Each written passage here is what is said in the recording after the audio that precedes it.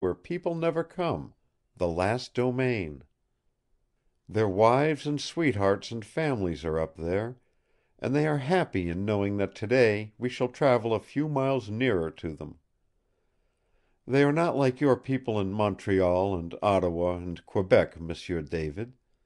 They are like children, and yet they are glorious children."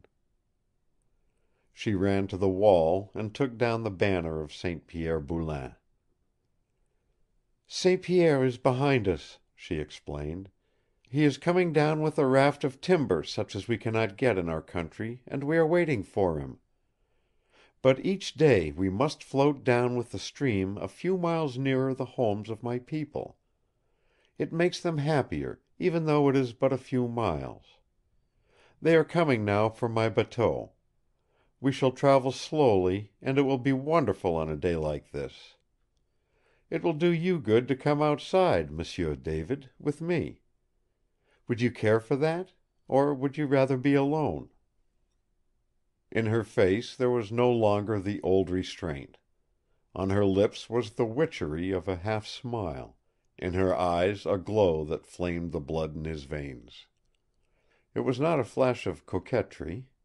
It was something deeper and warmer than that, something real, a new Marie Anne Boulain telling him plainly that she wanted him to come.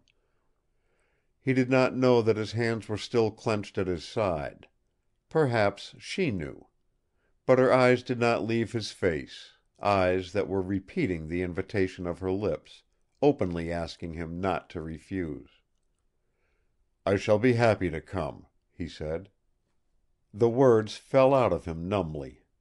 He scarcely heard them or knew what he was saying, yet he was conscious of the unnatural note in his voice. He did not know he was betraying himself beyond that, did not see the deepening of the wild rose flush in the cheeks of St. Pierre's wife. He picked up his pipe from the table and moved to accompany her.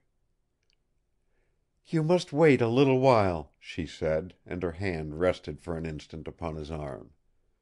Its touch was as light as the touch of his lips had been against her shining hair, but he felt it in every nerve of his body. "Nepapinas is making a special lotion for your hurt. I will send him in, and then you may come." The wild chant of the rivermen was near as she turned to the door. From it she looked back at him swiftly. "They are happy, M'sieu David," she repeated softly. "And I, too, am happy. I am no longer afraid. And the world is beautiful again. Can you guess why? It is because you have given me your promise, M'sieu David, and because I believe you." And then she was gone. For many minutes he did not move. The chanting of the rivermen, a sudden wilder shout, the voices of men, and after that the grating of something alongside the bateau came to him like sounds from another world. Within himself there was a crash greater than that of physical things. It was the truth breaking upon him, truth surging over him like the waves of a sea, breaking down the barriers he had set up, inundating him with a force that was mightier than his own will.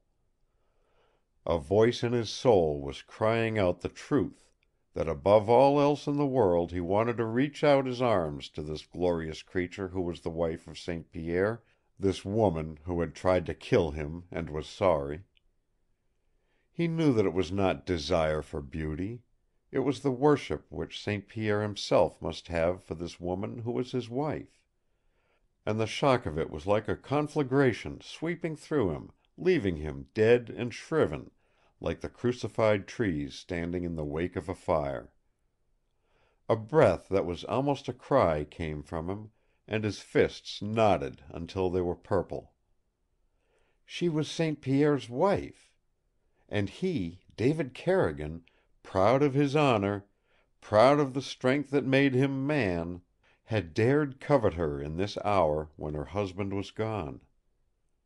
He stared at the closed door, beginning to cry out against himself, and over him there swept slowly and terribly another thing, the shame of his weakness, the hopelessness of the thing that for a space had eaten into him and consumed him.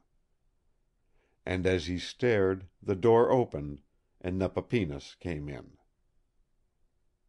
End of chapter 11. Recording by Roger Moline.